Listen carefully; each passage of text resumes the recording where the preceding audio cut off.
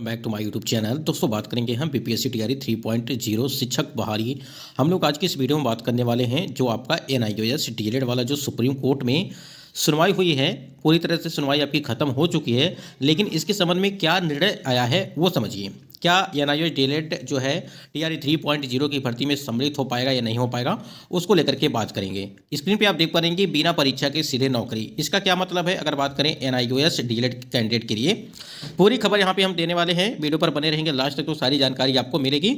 और अगर बात करें यहाँ पे टीआरई 3.0 जिसमें काउंसलिंग को लेकर के कुछ अपडेट यहाँ पे देखने को मिल रही है, सारा अपडेट आपको ऑफिशियली मिलेगा और जो भी अपडेट दी जाएगी ऑथेंटिक दी। चलिए एक बार देख लेते हैं। सबसे पहले बात यहाँ पे समझ लीजिए, जो टीआरई 3.0 कैंडिडेट एनआईओएस डीएलएड में सम्मिलित हो पाएंगे या नहीं हो। साथियों जैसा कि आपको पता है कि आज सुप्रीम कोर्ट में एनआईओएस डीएलएड वाले कैंडिडेट की यहाँ पे सुनवाई थी, ठीक है। और उसमें देखिए जो सुनवाई में हुआ है उसको हम सीधे बात करेंगे कि क्या क्या सुनवाई में आज देखने को मिला है, ठीक है। देखिए 215 कैंडिडेट हैं, ठीक है। 215 कैंडिडेट हैं जो यहाँ पे याचिका दायर किए गए थे उनके द्वारा, यानी कि जो पेटिशनर थे एक तरह से समझ सकते हैं इसको। और उन्हीं की यहाँ पे बात करें जो एनआईओएस, ठीक है, जो डीएलएड वाले कैंडिडेट हैं उनकी बात कर रहे हैं। यानी कि इनके द्वारा 215 कैंडिडेट ऐसे थे जो यहाँ पे अगर बात करें पेटिशनर थे और यहाँ पे उन्होंने सुप्रीम कोर्ट में गुहार लगाई थी कि टीआरई 3.0 की भर्ती में उन्हें जो है सम्मिलित किया जाए, या टीआरई 2.0 की भर्ती में जब उनको जो है परीक्षा होने के बाद से जब बाहर किया गया था तो उनको जो उनको सम्मिलित किया जाए और उनका जो है रिजल्ट जो है जारी किया जाए, ठीक है। ये चीज़ हो गई। और टीआरई 3.0 की भर्ती में उन्हें सम्मिलित किया जाए। एक चीज़ समझिएगा, बहुत सारी जगहों पे ये सारी चीज़ें देखने को मिल रही है कि टीआरई 3.0 की भर्ती में जो एनआईओएस जो डीएलएड वाले कैंडिडेट हैं उनको जो है सम्मिलित किया जा रहा है, ठीक है।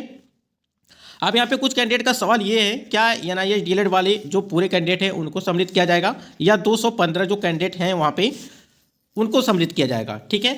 देखिए एक चीज़ समझिएगा, अगर इनको सम्मिलित किया जाएगा टीआरई 3.0 की भर्ती में तब सम्मिलित किया जाएगा जब इन्होंने फॉर्म जब अप्लाई किया होगा, ठीक है। यानी कि फॉर्म अप्लाई किया होगा टीआरई 3.0 की भर्ती में, तब जाकर के इनको जो है सम्मिलित किया जाएगा। आपको पता है कि एनआईओएस डीएलएड वालों कैंडिडेट के लिए जब टीआरई 3.0 का नोटिफिकेशन जारी किया गया था तो उसमें साफ चीज़ें आपको नोट करके दिया गया है, ठीक है, कि एनआईओएस जो डीएलएड वाले हैं जो 18 महीने का जिन्होंने कोर्स किया हुआ है उनको जो है टीआरई 3 में सम्मिलित नहीं किया जाएगा, ठीक है। ये सारी चीज़ें थी। तब यहाँ पे चीज़ें समझ गए आप कि जो कैंडिडेट हैं, ठीक है, यानी कि 18 महीने का जिन्होंने डीएलएड किया हुआ है उनको जो है सम्मिलित किया जाए। आपने देखा होगा कि सुप्रीम कोर्ट के द्वारा यही फैसला यहाँ पे दिया गया था एक बार कि आपको जो एनआईओएस डीएलएड इनवैलिड कर दिया गया था। उसके बाद यहाँ पे अभी कुछ दिन पहले आपने देखा होगा कि उन्हें जो है जो वैलिड किया गया, तो उसी को लेकर के कैंडिडेट यहाँ पे जो टीआरई 2.0 की भर्ती थी उसमें जो है रिजल्ट की मांग कर रहे हैं, गुहार लगा रहे थे कैंडिडेट, ठीक है। अब यहाँ पे कैंडिडेट के कमेंट्स ये आ रहे हैं कि इन्होंने फॉर्म अप्लाई नहीं किया और सीधे काउंसलिंग के लिए बुला दिया गया। यानी कि टीआरई 3.0 की हम लोग बात कर रहे हैं और सीधे काउंसलिंग के लिए बुला गया। आपको पता है कि 23 लगा करके 28 के बीच यहाँ पे काउंसलिंग की डेट रखी गई थी, लेकिन इसमें भी अभी आपकी जो है परिवर्तन देखने को मिल रहा है, ठीक है। ये चीज़ हो गई, यानी कि 23 से 28 के बीच यहाँ पे काउंसलिंग होने वाली थी, लेकिन इसमें डेट में परिवर्तन किया गया है। अब यहाँ पे अगली डेट आपकी जो है बहुत ही जल्द देखने को मिले। यानी कि अगर बात करें टीआरई 3.0 की जो आपकी काउंसलिंग की डेट है वो अब यानी कि अगर बात करें 2025 में ही देखने को मिलने वाली है, ठीक है। तो देखिए यहाँ पे अगर बात करें जो सुनवाई में आज मैटर देखने को मिला है वो समझिए। देखिए जो 215 कैंडिडेट जिन्होंने यहाँ पे सुप्रीम कोर्ट में याचिका दायर की गया था कैंडिडेट के द्वारा, और इन्हीं को जो है अगर इन्होंने फॉर्म अप्लाई किया होगा तब जाकर के इनकी काउंसलिंग प्रक्रिया वो होगी, ठीक है। यानी कि अगर यहाँ पे इन्होंने एग्जाम दिया होगा तो यहाँ पे आपकी यहाँ पे सारी प्रक्रिया होगी, अन्यथा ऐसे में आपकी कोई भी प्रक्रिया नहीं हो पाएगी।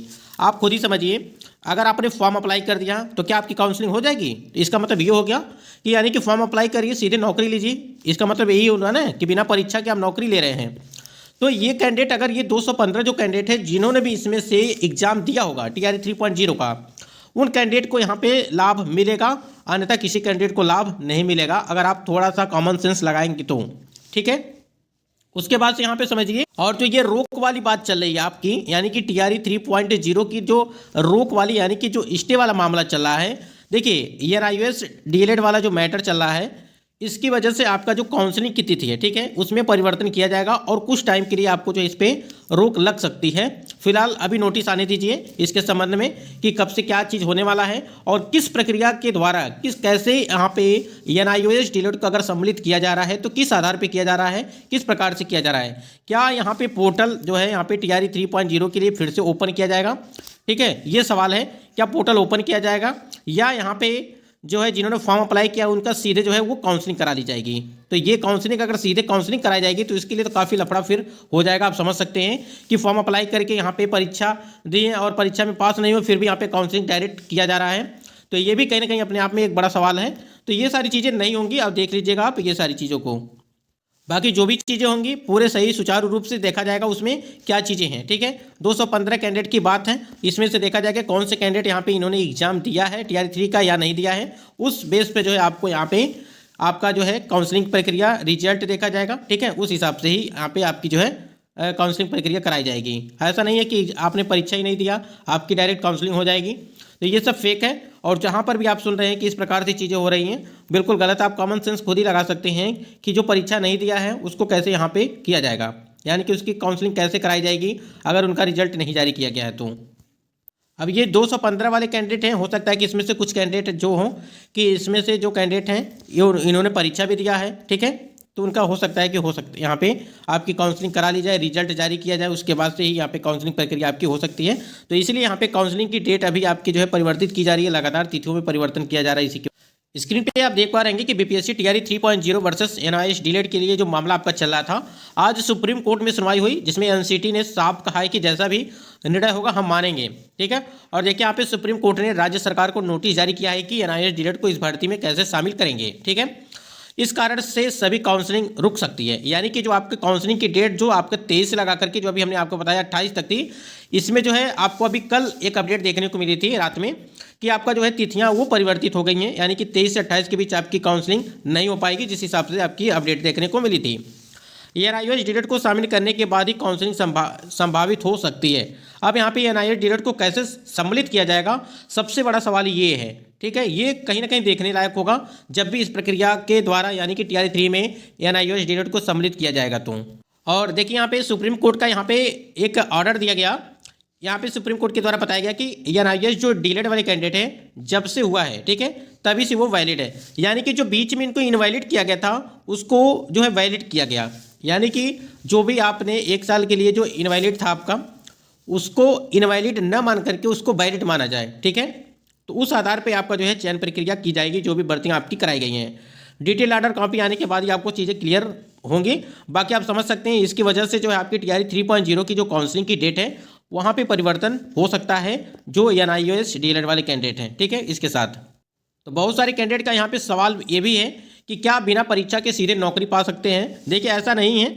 अब जिनके द्वारा हमने जो अभी बताया आपको कि 215 जो कैंडिडेट है उनमें से कुछ कैंडिडेट ने एग्जाम तो दिया ही होगा, यानी कि इन्होंने नोट में यानी कि नोटिफिकेशन में साफ साफ चीज़ें लिखी गई हैं कि आपको जो है NIOS डीलेट वाले मान्य नहीं होंगे। फिर भी बहुत सारे कैंडिडेट ऐसे हैं जिन्होंने फॉर्म अप्लाई किया, परीक्षा भी दिया। ठीक है, उस आधार पे यहाँ पे अगर उनका चयन हो जाएगा, समझिएगा यहाँ पे कि अगर उन्होंने परीक्षा दिया है और वो क्वालिफाई होंगे उस हिसाब से यहाँ पे आपकी चयन होगी और काउंसलिंग प्रक्रिया कराई जाएगी।